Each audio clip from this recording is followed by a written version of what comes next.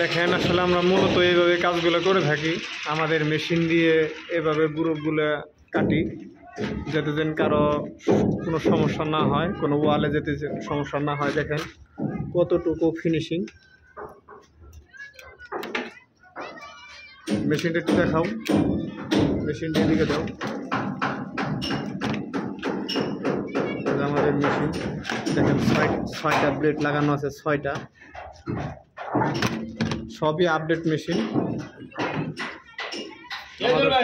দেখেন আমাদের জন্য দোয়া করেন।